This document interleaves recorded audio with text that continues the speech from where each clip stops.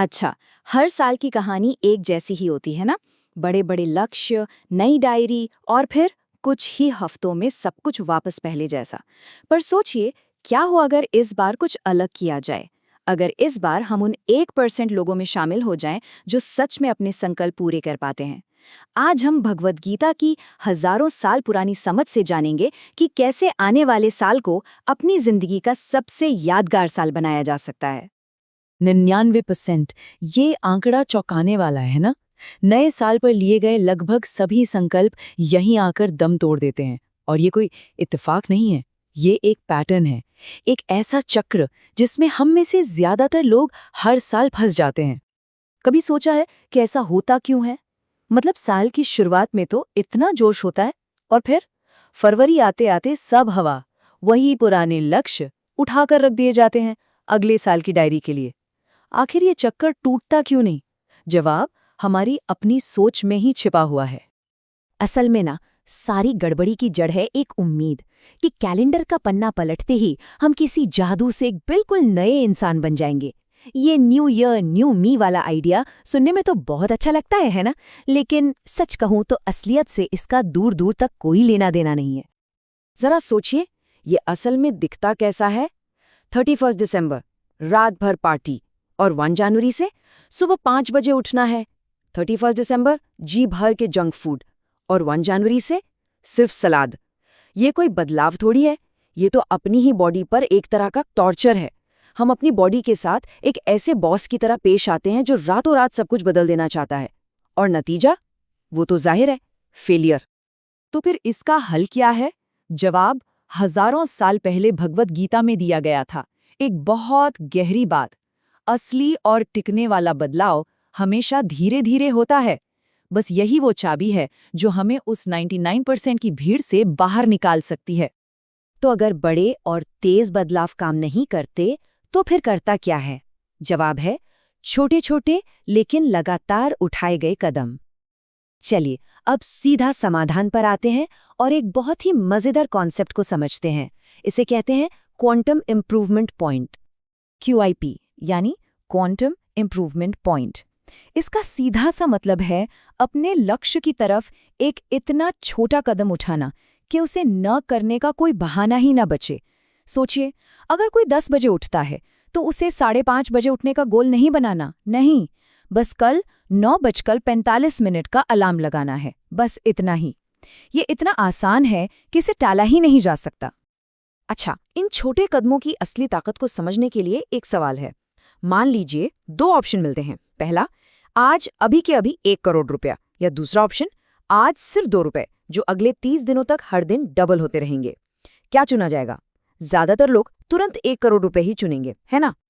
लेकिन जरा ये देखिए, 30 दिनों के बाद वो 2 रुपए वाला ऑप्शन 107 करोड़ रुपए से भी ज्यादा बन जाता है। यही है कंपाउंडिंग की ताकत। छोटे छोटे लगातार किए गए काम शुरू में भले ही बेकार लगे, लेकिन समय के साथ वो हैरान कर देने वाले नतीजे देते हैं। देखिए, अच्छी आदतों से मिलने वाले नतीजे कभी भी एक सीधी लाइन में नहीं आते। पहला हफ्ता लगेगा कुछ नहीं हो रहा, दूसरा हफ्ता अभी भी सब शांत, तीसरा हफ्ता कोई बदलाव नहीं दिखेगा, और फिर अचानक चौथे हफ्ते में नतीजे इतने साफ दिखने लगते हैं कि हैरानी होती है। प्रोग्रेस हमेशा ऐसे ही होती है, धीरे धीरे और फिर अचानक। ठीक है, तो अब जब ये पता चल गया है कि बदलना कैसे है, तो अगला बड़ा सवाल है कि बदलना क्या है। ये समझना बहुत जरूरी है कि हमारे लक्ष्य हमारे अपने हों, किसी और की कॉपी ना हो, और यहीं पर धर्म का कॉन्सेप्ट आता है। 1 मिनट, यहाँ धर्म का मतलब किसी मजहब या रिलीजन से बिल्कुल नहीं है। धर्म का मतलब है किसी का अपना नेचुरल रास्ता, वो काम जिसे करते हुए अंदर से सही महसूस हो। ये कॉन्सेप्ट हर इंसान पर लागू होता है, लेकिन हर किसी का धर्म अलग होता है। असली सफलता इसी को पहचानने और इस पर चलने में ही है। आज की भाषा में कहें तो जो लोग अपना धर्म नहीं खोजते, वे एक NPC बनकर रह जाते हैं। NPC मतलब नॉन प्लेएबल कैरेक्टर। जैसे किसी वीडियो गेम में वो किरदार होते ना, जिनकी अपनी कोई सोच नहीं होती, वो बस एक ही दी हुई स्क्रिप्ट पर चलते रहते हैं। ये लोग दूसरों के तय किए गए लक्ष्यों के पीछे भागते रहते हैं। एक पल के लिए रुककर जरा सोचिए, अगर हम सब इतने अलग अलग हैं तो हमारे सपने इतने एक जैसे क्यों दिखते हैं? सबको एक स्पोर्ट्स कार चाहिए, विदेश में नौकरी चाहिए, एक बड़ा सा घर चाहिए। ऐसा नहीं लगता जैसे हम सब एक ही स्क्रिप्ट पढ़ रहे हैं, एक ऐसी स्क्रिप्ट जो हमने खुद लिखी ही नहीं। फिल्म 3 इडियट से बढ़िया उदाहरण इसका हो ही नहीं सकता। चतुर को याद कीजिए, वो हर रेस जीतना चाहता है, हमेशा दूसरों से अपनी तुलना करता है, वो एक परफेक्ट एनपीसी है। और दूसरी तरफ है रैंचो, जो अपने जुनून, अपने धर्म के रास्ते पर चलता है। और आखिर में कहानी का असली हीरो कौन बनता है? रैंचो। तो सवाल ये है कि इस एनपीसी वाली जिंदगी से बाहर कैसे निकलें, अपना धर्म कैसे खोजें? इसके लिए एक बहुत ही सिंपल सा फ्रेमवर्क है, बिल्कुल हमारे कंप्यूटर की तरह। कंट्रोल, ऑल्टर, डिलीट, यानी कंट्रोल करें, बदलें और डिलीट कर दें। ये एक 3 स्टेप प्रोसेस है। पहला, कंट्रोल करें कि हम अपने दिमाग में क्या जाने दे रहे हैं। दूसरा, अपनी पसंद को ऑल्टर करें, यानी बदलें। और तीसरा, उन चीज़ों को डिलीट कर दें जो हमारे लिए सही नहीं हैं। देखिए, सोशल मीडिया के एल्गोरिदम को बहुत सोच समझकर बनाया गया है। वो गुस्सा, नफरत और तुलना को बढ़ावा देते हैं ताकि हम ज़्यादा से ज़्यादा देर तक स्क्रॉल करते रहें। स्टडीज़ बताती हैं कि इंस्टाग्राम यूज़ करने के बाद 40% लोग खुद को बदसूरत महसूस करते हैं। तो कंट्रोल और डिलीट का एक्शन क्या है? बहुत सिंपल। आज ही उन सभी अकाउंट्स को अनफॉलो या म्यूट कर दीजिए जो किसी को भी छोटा महसूस कराते हैं। तो फिर ऑल्टर यानी बदलने का गोल क्या है? गोल है भगवद गीता में बताए गए इस दीपक जैसा मन बनाना। एक ऐसा मन जो बाहरी हवाओं यानी दूसरों की राय और तुलनाओं से टिमटिमाता नहीं है, बल्कि शांत और स्थिर रहता है। और ये तभी मुमकिन है जब हम अपनी पसंद को, अपनी प्रायोरिटीज को बदलें। और आखिर में चलिए उस सबसे बड़ी गलतफहमी को दूर करते हैं जो हमें बार बार फेल करती है। हम सोचते हैं कि सफलता के लिए मोटिवेशन सबसे जरूरी है, लेकिन सच तो ये है कि सिर्फ मोटिवेशन के भरोसे रहना एक स्कैम है।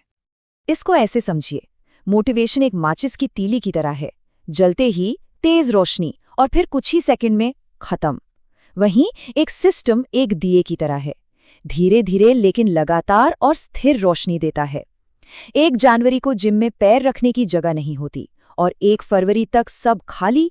ये माचिस की तीली वाला मोटिवेशन ही तो है। तो इस एक बात को हमेशा याद रखना है, मोटिवेशन आग जलाता है, लेकिन एक सिस्टम उसे जलाए रखता है। हाँ, मोटिवेशन पहली चिंगारी के लिए जरूरी है, लेकिन उस आग को जिंदा रखने के लिए एक सिस्टम चाहिए। हमारी आदतें, हमारा रूटीन, हमारे वो छोटे छोटे QIP, यही हमारा सिस्टम है।